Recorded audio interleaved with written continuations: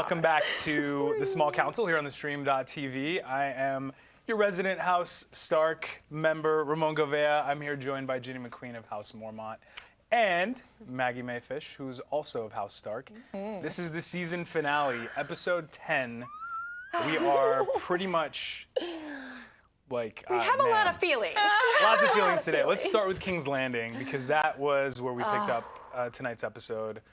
Overlooking the Sept of Baelor. We all knew it was coming, I think. That beautiful music. That was the music. fantastic. Man. Yeah, what are your initial thoughts? Yeah, the music was it was a new, like, this was all new. Like, this was not something we'd heard before, and just the tone of it was so different.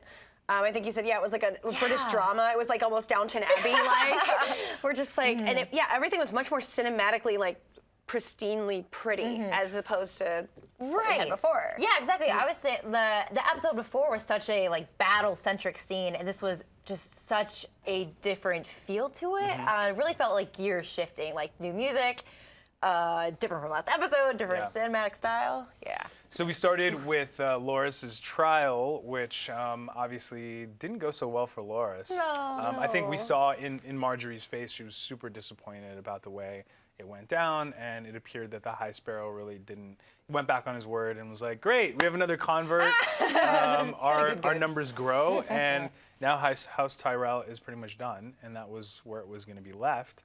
Until, of course, that magic moment where Cersei blows up the Sept.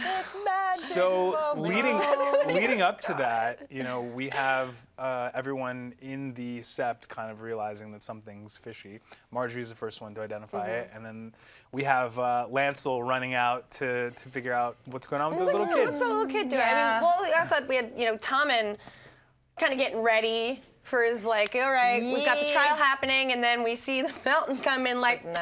Nope, that's not happening today. New plan, you stay here. New plan. I will also say, it's pretty sad that Loris had to get that, like, carved into his head and then immediately die. Yeah. Like, that's just two really horrible things right in a row. Double negative there. Double negative. I thought it was pretty hard. I just spit. I'm very emotional. I think it's pretty heartbreaking to see Marjorie, like, her putting it together and then seeing everyone's face. And the Sparrow being so like, no, it's fine. And listen to me. Like, he's like, no, it's cool. Everything's great. And accepting death for her and her house. Like, this is the end. We lost Kevin, we lost Mace, we lost, like, everybody. We lost half of the people involved in this big conflict over King's Landing right now. The Faith Militant, the High Sparrow, all of the Tyrells are pretty much done except for the Queen of Thorns, who makes an appearance later. But we have this moment where obviously the whole thing is destroyed, and we see our good King Tommen. It sinks in. It sinks in that everyone is dead, and that it didn't really work out in the way that he thought it would. Especially because that was a pretty overarching plot point in this season, was that entire conflict.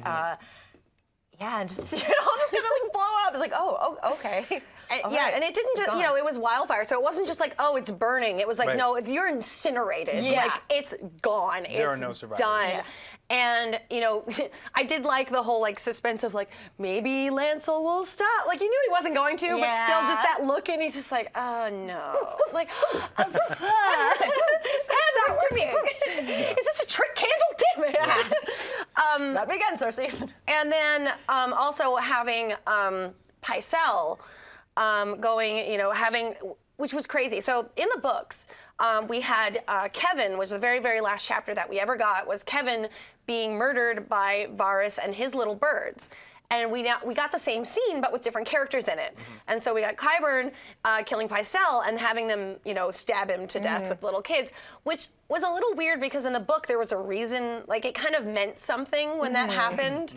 And with Pycelle, it was kind of like, look, you're just done. Yeah, like, we're just done with you. Kids do your dirty work. I was like, that's a very inconvenient way to kill someone. Kids and tiny knives. Yeah, exactly. No, it's pretty brutal to get stabbed by a dozen tiny little knives. But what's interesting is just how quickly all of that went down. I mean, this is something that obviously we've talked about the Lannisters being backed into a corner for a long time, and this was finally the moment. Jaime's gone. I would think it's safe to assume that Cersei sent Jaime away on purpose. Yeah. So that he couldn't interfere with this plan and couldn't stop it from coming to fruition. And so everything happens all at once. We've got Pycelle gets killed, and then of course Kevin and everyone else who opposes Cersei gets killed. They weren't anticipating Tommen taking that desperate leap out the window. It wasn't even a leap out the window. He just let himself fall out the window. He was done. Okay. Everything he had worked for, everything he thought he was doing was for nothing. And I think he realized in that moment that he had no power. Yeah. It was pretty bad. I don't even know if he wanted power. I think there was nothing left to. There was nothing. He left wanted to Marjorie. I think Yeah. that's all he really wanted. I think that's what it comes down to. When he realized that Marjorie was dead, is when he kind of was just like, and killed by his mother. What do I have to live for now? My mother just killed my queen. Yeah. Which is pretty gnarly. And then we have this moment that has been building up since Cersei was imprisoned in the Red Keep, which is, or no, outside the Red Keep, at the Sept, with the Septa. What's her name again? Unella. Yeah. And that's something that we've all kind of been waiting for a long time. We've known that she was going to get revenge on her. What do you think about the way that she's getting revenge using the mountain? I mean, brutal. I mean, I definitely. First off, can we just take a second? Cersei's outfit. Oh yeah. Oh entire time. my God. Yes, please. Darth yes? Vader. Yes. Incarnate. Yeah. Oh my God. Beautiful. Like just absolutely beautiful. And as soon as you saw her in that, you're like, oh, that's her battle wear. Like she is ready to go. And you know, we knew Septa Unella was going to get it one way or the other. We didn't know who was going to, like, maybe it was gonna be Marjorie, maybe it was going to be Cersei, but she was going to get it. Yeah. But it was just shame. Yeah. Oh, shame. Yeah. There was definitely a thick air of that poetic justice where she really wanted to rub it in and make sure she knew. I won. Her speech was kind of beautiful. I kind of liked it. Yeah, what do you guys think? And don't forget, chime in on Twitter using the hashtag #TheSmallCouncil. We're also in the Facebook group and, of course, in the comments below. We will be checking those a little bit later. But I want to jump over to the Riverlands because a lot went down for having two short scenes there. The first time we see the Riverlands, we have Jaime there celebrating with Walder Frey. And, of course, Frey goes off on his little arrogant rant about how awesome he is because he won. You know, Jaime actually steps up and calls him out. You know, he doesn't want to be there. He knows that he had to come in and save the Freys again. So, you know, what do you think of the way that conversation went down? I think, you know, knowing the phrase and having him be like, exactly how much have you fought ever? Like going into that, like, I'm sorry, why do you think you're this great dude who's so good at stuff? We just came in and saved your ass again. Like, what?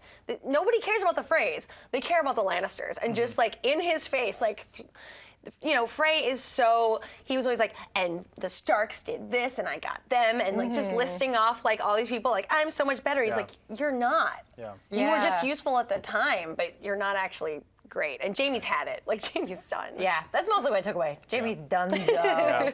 And Frey is gonna get it. He got it. He got it. I mean, He got it. while we're in the Riverlands, let's talk about that. Yeah. I mean, we have this. So we were talking about it all week, whether or not Arya would make it back to Westeros and whether or not she would start in King's Landing or whether she would go to the Riverlands to see the Freys or go home to Winterfell. And I think it's pretty obvious at this point where she went. And did anyone suspect that was her? I did. With Jaime? Oh, I think we all kind of called it. At the beginning of the scene, I think we all immediately had like a psychic, like, oh no, that's Arya. But even we saw a clip of her in the first scene. It was very brief, but they made her stand out on purpose filmmaking. But yeah, she was kind of more beautiful than everyone else, and there was just like a distance between her and the rest. It's the casting. You can always tell when someone's going to be like, a featured extra that's and then an no actual Frey. line. too perfect for you to be an extra. Exactly. That's And suspicious. so she serves him some pie that contains pies. some Freys in it. But obviously that's a little bit different from the book storyline. So and let's Sweeney Todd. address that really Slightly though. address that really quickly before. Yeah, I mean, it was. We've all just been rooting for Frey pies this entire time. Anyone who's read the books, and I'm sure everybody online has just seen people being like Frey pies, and maybe some of you didn't know what that was. Yeah. Now you know. That was the Manderleys. That was a whole other storyline that isn't in it now. But it was so great that they used it. I was just like, as soon as she started serving, we were just like, yes. Yeah. Because in the books, it is in Arya. It's, like you said, the Manderleys that actually carry out that plot line. So it's pretty cool that they brought it together and made it worthwhile for all of us who've been waiting for Arya's storyline to really get Really want some good. pie right now. Yeah, I think that was kind of a payoff for us. Again, don't forget, join us on Facebook. We are the Small Council, a Game of Thrones discussion group online, and we'll be answering some questions in there too. But Old Town was cool because this is the first time we got a chance to see Old Town. Sam and Gilly arrive, and it's majestic and glorious. It's beautiful. How did it compare to what you thought it would look like? I mean, it was gorgeous. And I didn't even know if we were actually going to get Sam in this episode. I thought they might hold off until next season. Yeah. So it was really, you know... it was almost like, it felt like a present to us. Like, A bonus. Yeah, a bonus. A cherry on Here's top. a lighthearted little gift for you in the Yeah. middle of this chaos. Yeah. Here's, you know, these happy characters that are safe and in a good place right now. And I mean, just Sam, the minute he heard the word library, he was like, I gotta go. Like, I'm sorry, I have to leave. I do a bit of light reading. Yes, and it was very Beauty and the Beast, like Belle going into the library. Yeah. And I expected him to break into song. Yep, and it was a pretty magnificent library. Yeah. So hopefully he'll be able to find some books that he's looking for, since the whole purpose for him is really to try and fight the White Walker. And I do like that in the beginning we did get to see the White Ravens get sent out in that same shot, which was great because the very first episode, season 2, was when we got the White Raven that showed up that was like, okay, it's, you know, summer's over. Yeah. And so this whole time, we finally, winter is here. Winter is here. Winter is here. Finally! And we have that confirmation between Jon and Sansa at Winterfell. At Winterfell, some interesting things transpired. Davos confronted Melisandre, which is a pretty big deal, Yeah. in front of Jon Snow, and we really didn't know how Jon was going to react to that, considering how honorable and noble-hearted he is. So, you think he acted fairly? Do you think he should have murdered her? What do you think? I could see him working it out because in a way, I mean, this woman brought him back to life. So obviously there's something there to that magic, but you know, he's a king and he's got to look out for his people. So Yeah, he did the right I thing. did not see him killing Melisandre. I just didn't. Yeah. I didn't see it. Even if, you know, he was that pissed off about it, whatever. It just didn't seem like he was going to be like, yeah, but also you're useful, and also like there's a greater fight happening. Like, as much as, yes, it sucks, you shouldn't set kids on fire. Don't do that anymore. But I do think that, you know, she is still useful, regardless of whether or not, okay, go away for a little bit, but I didn't see them killing her, so I was... Yeah, it would have been a bit of a stretch, I think, for Jon to sort Out of of concede to character. killing her, Yeah, even though like, she just saved his life. It's kind of one Yeah. of those questionable decisions, but I think this is probably not the last time we're going to see Melisandre. I'm pretty sure that she'll be back, especially when the White Walkers make it further south. And we did have, you know, remember she did say she'd see Arya again, so... Oh, right, right. That might happen, but you know, sometimes those flames are not exactly accurate. I think we've learned that, if nothing At else. this point. Yeah, that's one of the big lessons, I think, of the season, is the flames are not always right. And at Winterfell, we also have Jon and Sansa have that heart-to-heart for the first time, where they kind of open up to each other and you know, talk about their position, being now responsible for Winterfell and not having a lot of allies, still trying to figure out how they're going to keep power, right? And they have that conversation about Littlefinger.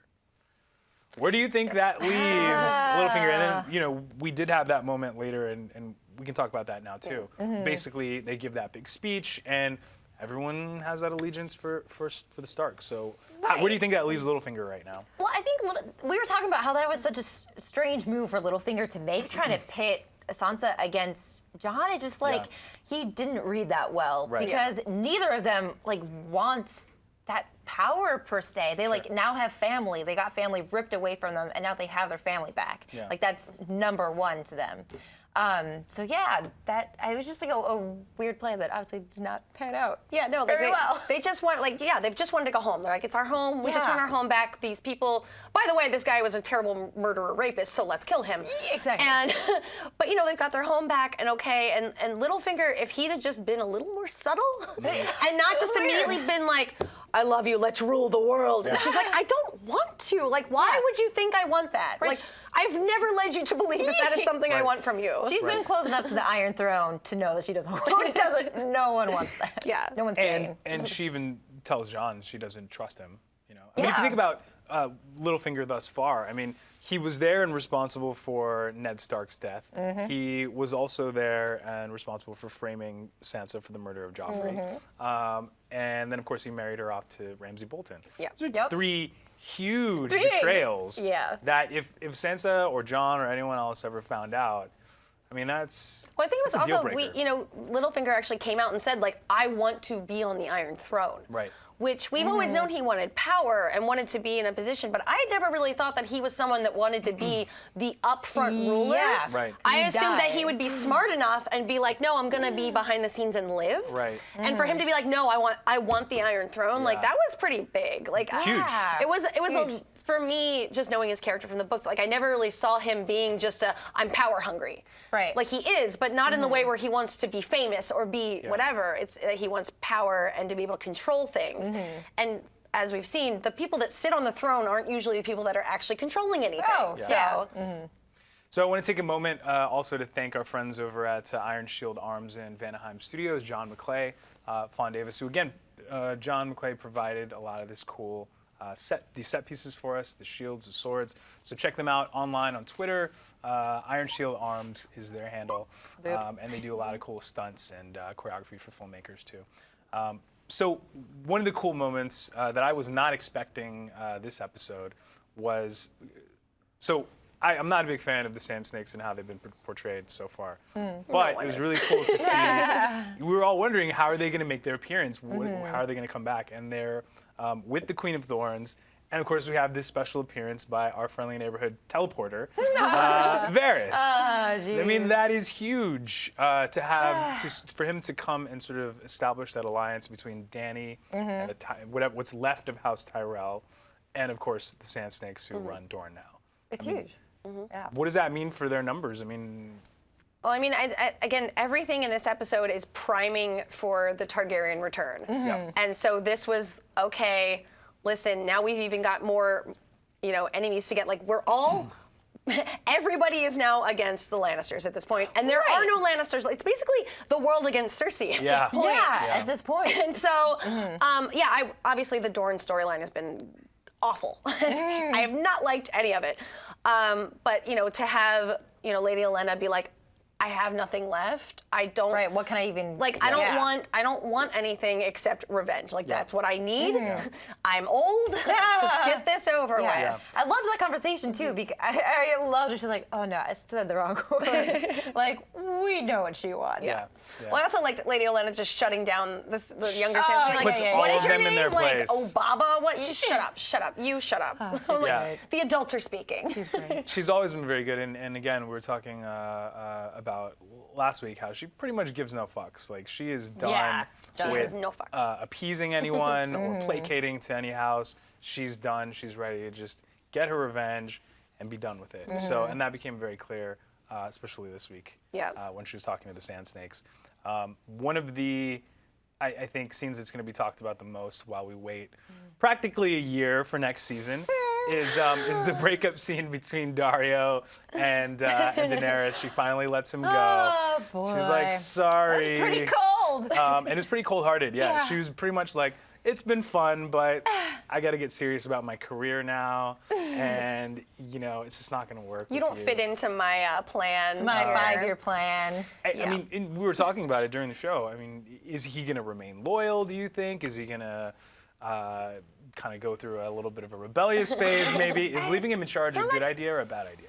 I mean, I feel like it's a good idea because, he's seeing her power. I think he would have to be the biggest idiot on the planet to go against Daenerys. And also I think they purposefully ended it pretty amicably. So I think they don't want you to worry about him going. Yeah, as much as Dario was, you know, in love with her and wanted to be with her, and he is this like sellsword kind of not too honorable guy. They did. It was pretty amicable. Yeah. He was like, yes, I'm disappointed, but you know, but I get it. Whatever.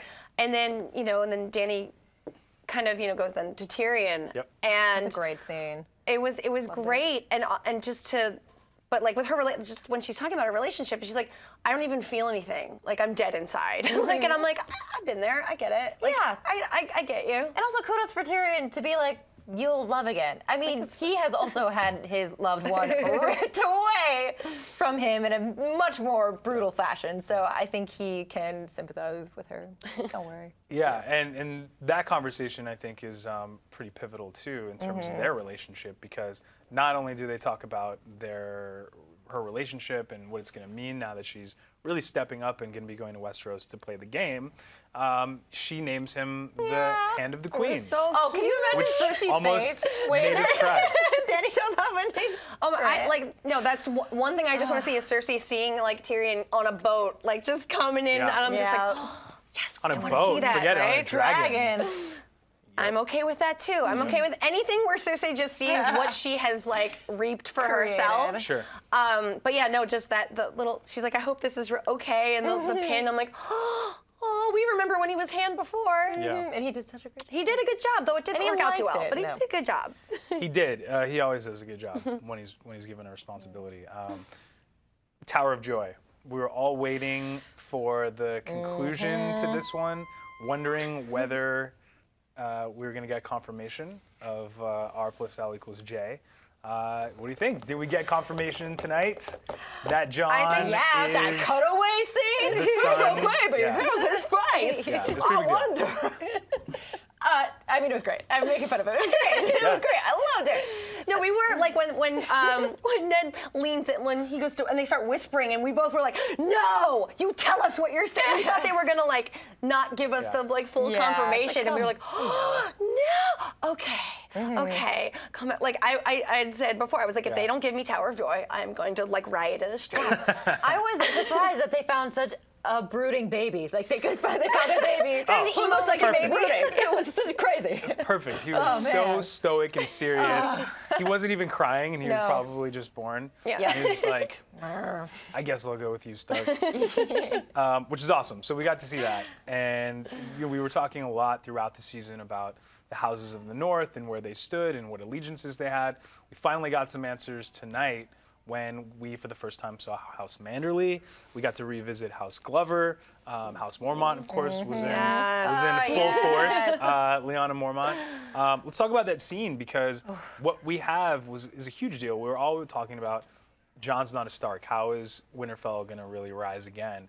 And we have all of the Lords of the North who didn't answer the call this most recent time, but who were also not necessarily loyal to the Boltons, now declaring Jon Snow the King in the North. That is huge for the next 2 seasons, that he is now the acknowledged leader of the North. With Cersei now running things in King's Landing, which is not too different from where things were before. Right, not so much. But you know, all the Freys are now dead. A lot of the enemies of the Starks, the Boltons, the Freys, they're all dead. So I mean, I think we're kind of getting to a point where Daenerys, Jon, whoever's in King's Landing, I mean, shit's gonna go down pretty soon. Well, I mean, I was actually a little surprised that Jon was so willing to accept King in the North. Agreed. I was kind of hoping him to just be like, no, I'm good. I don't take Sansa. Let Sansa be be like great. Queen in the North, you know? I was a little surprised, but that scene, again, we all know House Mormont. I was just like, represent House Mormont. And Lyanna pulled it together, and she's like, listen, and put everybody in their place. Yeah. It was beautiful. It was a great speech. Yeah. Just, I will also say that, Jon didn't refuse the crown, but I could see that happening later on. Him, like, taking up another position or whatever. And yeah, he doesn't seem like that's what he wants to do. Yeah, but it doesn't seem... it's kind of just where he is now. Right. And then, of course, the chronological order in which we saw things tonight, showed us Cersei taking control of King's Landing right after we saw Jon Snow become the king in the north. But we also saw Jaime's return to King's Landing in that same sequence. So how do you think what happened is going to affect that relationship between Jaime and Cersei? Because from the looks of it, he didn't look too happy. And I wouldn't be. No. I wouldn't even know what to call their relationship at this point. I can't imagine that he's gonna, be like, hey, Cersei, oh, you're queen now, cool. Where's our kid? Like, where's Tom? What? Why is the whole city have a giant crater in it? What? Yeah, like we know that, she was like, no, go to the Riverlands, go do stuff. And I really think that was intentional because she's like, you're gonna try to stop me. I'm gonna send you away. And then I'm going to cause this to happen. Right. And it almost juxtaposes his speech about how much he loves Cersei with her planning this plot and like having those like two parallel things happen. Just like, whoa. And that actually matches her personalities in the book, because in the book, she sleeps with a bunch of other dudes just to get to certain places, and like she loves Jaime, but at the same point does crazy, terrible things.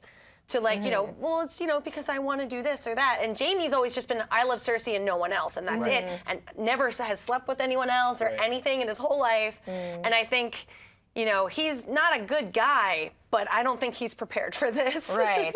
Yeah. Nope. Yeah, I'd say that's definitely a good assessment. The final sequence that we have is seeing the fleet take off, and we start with Theon and Yara on their boats. The fleet is ready to go. They have all the slavers' boats now, and they're sailing. And Varys learned how to teleport so quickly. How is he doing this? Like, we've always joked about like how Littlefinger can kind of travel. Yeah. Well, he does have magic blood. Right? Could potentially. Yeah. Or maybe they shot it before they realized what was. You're supposed to be in Dorne. Oops. Anyway. Fast. The same with, we were saying the last episode where, Sansa didn't actually hear Ramsay say that he hadn't fed his dogs. Right. And then later on, that was a point. We're like, wibbly wobbly, it's fine. Still beautiful scene. Yeah. Yeah, I know. Regardless of that, beautiful scene. It was. You see all the Targaryen sigils on the boats, basically getting ready for the takeover. All painted with that dragon. Which is on the huge. Yeah, they have staged this. Like, again, we're suddenly seeing everything that like Varys has been working towards. Yeah. Of like, okay, we're going to do this, but wait for the right time, and now is the right time. And so Varys has always been a person who has sworn his allegiance to the realm. He's always saying, oh, I do this for the realm, I do this for the greater kingdom. And no one really knows what his motivations are. Where do you think he stands now? Because there have been a whole bunch of fan theories that have come out regarding who he really supports. He could be of a certain obscure house that hasn't really been talked about in the show. What do you think the direction is that DB, David, and everyone else are going to take it? Well, I mean, I had always said, it is a little telling to me that, in the Dunk and Egg stories, Aegon, if anybody doesn't know what I'm talking about, look at the Dunk and Egg stories. Aegon, who was a Targaryen, he was a kid, and he shaved his head to hide his Targaryen hair so people didn't automatically know who he was. And I always thought that was interesting to have a character like Varys, who we don't know where he's from, and his head is always bald. And I was, I think there might be something a little bit to that. So he could be some kind of Targaryen. Yeah, like the theory is like, he could be a Blackfire or, some other whatever. I mean, we've known that he's been working for the Targaryen cause for a very long time. Very long time. Like, since, we saw season 1, him and Illyrio, they've been in on this from the beginning. Well, he's one of the only people that actually stayed after the last change of the guard, so to speak. Yeah. So he was there when the Mad King was there, and he also remained the Master of Secrets, essentially, while the Lannisters, or the Baratheons came into power. So that's a big deal, too. He's been in King's Landing. He's been playing the game for long enough that clearly it's been working out for him. And now he's ready with his army, who he really thinks is going to be able to seal the deal. Cool stuff. Really? Yeah, we're all like, I need to watch it 6 more times and just process all of that. It was insane. So we're going to take a really quick break. When we come back, we're going to answer some of your questions and just engage in more conversation about Game of Thrones. Oh my God. So we'll be back. I can't believe it's over. No.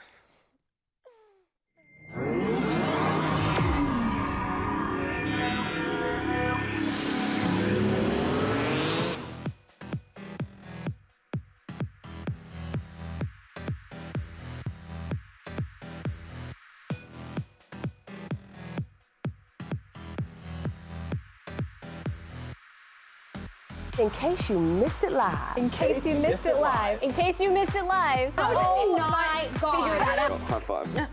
Boom! Just to let them know. We had a crazy vampire threesome. And you can't unsee that. That's burned into my brain now. I was like, Woo! You know why we saying yes. You know why we saying yes. Look at me, I'm dancing. He was like, yeah, I'll tell you whatever you want. He is like something. And we're like, ooh, inseparable. These hoes ain't loyal. You just went to a totally different direction on that one. I love it. That's genius. Okay, that's good. We're funny. Billionaire goes broke, it means he's got like $4 million. There's got to be a code on that. This might actually be a thing. Somebody better take some pictures here. What did I do? What is there? are we there yet? Can we talk about that? We've been waiting all night.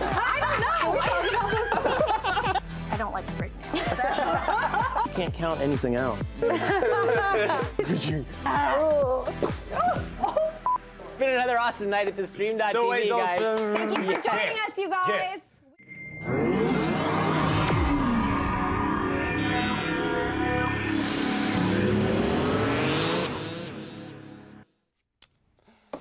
We're back, and there's a lot of chatter right now in all of the social media verse here. So let's start with Twitter.